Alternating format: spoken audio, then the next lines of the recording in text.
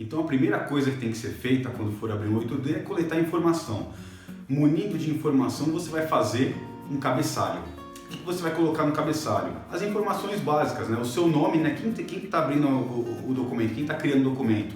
Então você põe seu nome, um número para essa 8D que você está abrindo, né? Porque você vai ter uma sequência de 8Ds que você vai ter durante o ano. Então, sei lá, 8D 001/o ano, né? Aí você cria aí de acordo com as regras da sua organização.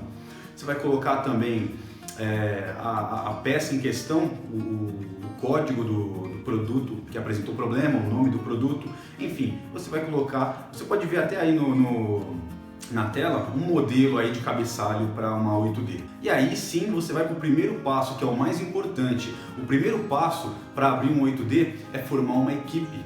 E esse é o passo mais importante, porque dependendo da equipe que você formar, você vai conseguir decolar com a sua 8D ou não. Se você formar uma equipe ruim, você não vai ter uma 8D de qualidade. Então você tem que pegar pessoas que vão agregar alguma coisa nas reuniões de 8D. O ideal é pegar uma pessoa de cada área envolvida no problema, né, e pessoas que vão agregar para o desenrolar do 8D. Então se você sabe que tem uma pessoa lá de um determinado setor que fala muito, fala e fica enrolando, já não chama, tá entendendo? Chama alguém que vai agregar. Essas pessoas que ficam enrolando na reunião, que fica desviando o assunto para outro tema, ou então aquela pessoa que fica muito quieta, não fala nada. Chama pessoas para fazer parte do grupo de 8D, pessoas que vão agregar e que não vão atrapalhar. E também que não vão ser um peso morto, né? Isso eu falo por experiência. Então chame pessoas que vão agregar de cada setor envolvido e forma a sua equipe para poder fazer o 8D. A segunda etapa do 8D é você descrever o problema, né? Então você tem que descrever o problema. Você não vai fazer um texto, uma coisa simples. Vamos utilizar aqui a ferramenta 5W2H. 5W2H se divide da seguinte forma. O primeiro W significa what, o que. Então, nesse W você vai descrever o que aconteceu. Qual o problema que aconteceu. O segundo W, why, por que aconteceu esse problema. Muitas vezes você não vai ter essa resposta, às vezes é o que você está querendo saber, por que aconteceu, qual a causa raiz. Mas muitas vezes você pode utilizar situações secundárias, por exemplo, um problema aconteceu porque eu desliguei a máquina, e aí depois você vai buscar a causa raiz do real motivo que esse problema aconteceu. Terceiro W, where, onde aconteceu. Então você tem um determinado problema, você vai me dizer onde ele aconteceu. Se foi qual unidade fabril que foi, por exemplo, no caso de uma fábrica, qual máquina, né? Você está coletando informações, então quanto mais informações melhor. Então nesse caso onde aconteceu o problema. O quarto W, when, quando aconteceu. Isso também é importante porque você precisa saber quando esse problema aconteceu, porque a partir disso você pode extrair boas informações. Por exemplo, a data em que aconteceu o problema, o mês, né? É um mês de inverno, é um mês de verão, de repente o problema está vinculado ao meio ambiente. Você percebe, cada W vai te dar mais informações a respeito do problema. O último W, who, com quem aconteceu. Então você precisa saber com quem aconteceu o problema. Quem é o operador que estava na linha, quem era o coordenador no momento em que ocorreu o problema, né? Isso também é importante. Perceba, cada vez a gente vai detalhando melhor, colhendo mais informações a respeito da situação onde aconteceu o problema. A gente vai entrar agora nos Hs. Então a gente tem o primeiro H, how. Como o problema aconteceu? Nessa etapa a gente tem que descrever o mais detalhadamente possível como esse problema ocorreu, né? Quanto mais informação, melhor. E para finalizar a gente tem o how much. Qual o custo desse problema? A gente tem que levantar o custo também para saber a importância de se resolver esse problema. Muitas vezes a gente vai ter uma série de problemas para resolver e de repente um problema está me custando mais do que outro. Então aí eu vou ter que ter prioridades. E também para poder fazer os indicadores, né? Olha, antes eu estava tendo esse gasto, agora diminuiu. Então esses são os 5W2H. A partir daí eu posso começar a trabalhar em cima do problema. Essa ferramenta ela me possibilita adquirir o maior número de informação possível para poder investigar melhor o problema e encontrar a causa raiz. Agora que você já sabe o que está acontecendo, que você descreveu o problema e tem uma série de informações, tem a equipe formada, o que você vai fazer? O que é importante fazer no momento de uma situação problemática na sua organização? Você vai tomar ações de contenção. O que é uma ação de contenção? A gente tem vários tipos de ações corretivas, né? Então, tem aquela ação corretiva que você vai tomar para corrigir o problema, tem ação preventiva que você toma para prevenir que o problema possa ocorrer novamente. Aqui a gente está falando de ação de contenção. É uma ação que você vai tomar para não deixar o problema se alastrar, para que não aconteça do seu cliente receber um produto ruim, por exemplo. Então, o que é uma ação de contenção? Treinamento. Treinamento nunca vai ser ação corretiva. O pessoal erra muito. Eles colocam lá ação corretiva, treinamento. Treinamento é ação de contenção, é ensinar o modo certo de se trabalhar, ensinar a forma correta para que o problema não se alastre. Um outro exemplo de ação de contenção seria a inspeção 100%, ou seja, de todos os produtos que você fabricar, ele vai ser 100% verificado durante a produção ou depois de finalizado, ele vai ser 100% verificado para ver se não tem um problema.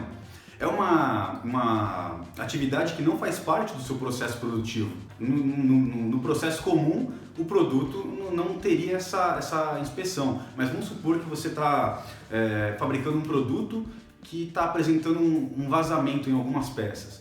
Sei lá, 10% do lote vaza. Sei lá, uma embalagem, alguma coisa. Então você vai colocar um teste de vazamento e todo produto que você fabricar vai ser verificado se está vazando ou não. Isso não vai ser para sempre, vai ser uma ação temporária até você resolver o seu problema. Então é a ação de contenção. E um último exemplo seria um retrabalho. Então quer dizer, você está fabricando lá o produto, está fazendo um monte de produto, um ou outro vai apresentar problema, além da inspeção 100%, aquilo que está ruim você vai retrabalhar. Ou então você vai fazer um retrabalho em todos eles, com vazamento ou não, com o problema, seja ele qual for ou não, mas por via das dúvidas você vai fazer esse retrabalho, porque você sabe que se você fizer, você garante a qualidade do produto. Então essa é uma ação de contenção, você evita que o problema chegue no seu cliente. O problema está acontecendo na linha ainda, ele ocorre, a ocorrência ainda existe, mas você está detectando antes de chegar ao seu cliente e tomando as ações necessárias para que o produto chegue ao seu cliente sem defeito. Nunca se esqueça, toda ação tem que ter um responsável e um prazo para você poder cobrar, poder fazer um follow-up, ir lá encher o saco, e aí tá fazendo, como é que tá, né? Isso é muito importante, porque a sua função vai ser essa, vai ser ficar cobrando os caras lá, se eles estão fazendo mesmo, se a coisa está acontecendo, se está sendo efetivo, né? Isso é muito importante. Bom, a quarta etapa do 8D é onde você vai encontrar a causa do problema, e para isso você vai usar algumas ferramentas da qualidade. A gente vai falar então da espinha de peixe, que é o diagrama de Ishikawa, e dos 5 whys, os 5 porquês. Vamos começar com a espinha de peixe. Na verdade, você imagina lá o japonês que inventou essa ferramenta da qualidade, devia estar comendo peixe, porque japonês gosta de peixe, né? Porque se fosse na Alemanha ia ser esqueleto de porco lá. Mas o cara olhou lá a espinha de peixe, né? Falou, pô, a cabeça do peixe é o problema, né? A gente costuma dizer que quando tem um problema, tem a cabeça de um porco enterrado no lugar, né? Porque só dá problema. Mas o cara viu lá e falou, pô, a cabeça do peixe é o problema. E cada parte da espinha, a gente vai colocar aqui as variáveis que pode causar problema. E essas variáveis a gente chama de 6 M's, né? A gente vai explorar cada um e explicar aí como é que funciona a espinha de peixe. Onde a gente tem a cabeça do peixe, vai estar descrito o problema que você quer resolver, e a gente vai puxar uma linha, né, uma espinha desse peixe, que vai ser um método. O método, o que é? É como é feito o seu processo. O que pode estar acontecendo de errado no seu processo para resultar naquele problema? Então você vai descrever isso no método, né? E imagina sempre lá, o método é o planejamento de como é feito o seu processo. Então o que está acontecendo de errado? Alguém está pulando alguma etapa? Alguém está fazendo alguma coisa errada no método para ocorrer esse problema? Se não, você coloca um NA ou não aplicável lá, né? Se sim, você descreve o que pode estar acontecendo de errado. Pode ser mais de uma coisa lá que está acontecendo, pode ser 3 coisas, 4, vai colocando tudo que, né, tudo que for passando pela cabeça aí da equipe que está trabalhando em cima desse diagrama de Chicao. O pessoal vai levantando hipóteses, né? O chamado brainstorming. O pessoal vai levantando ideias, né? Chove ideias lá, o pessoal vai colocando, escreve lá. O segundo M é matéria-prima. Então, o que pode estar acontecendo de errado com a matéria-prima que vai impactar nesse problema, né? E é a mesma coisa, o pessoal começa a dar ideias, né? Pode estar acontecendo isso, aquilo, vai descrevendo aquelas ideias mais possíveis, né? Se não tiver nada, você fala, não, matéria-prima não ocorre nada, a gente não consegue ter nenhuma ideia do que pode estar acontecendo. Coloca um não aplicável lá. O terceiro M é mão de obra. Então, é os seus colaboradores, né? O que será que pode estar acontecendo lá na sua fábrica, nos operadores, nos seus colaboradores? O que será que está acontecendo lá que está ocorrendo esse erro? Eles estão sem treinamento? Eles estão com alguma dificuldade? Você vai descrever lá no mão de obra. O quarto M é máquina. Então, você tem que pensar, nesse caso, o que pode estar acontecendo com o seu maquinário que está resultando nesse problema. O que pode estar acontecendo que está fazendo a sua máquina variar?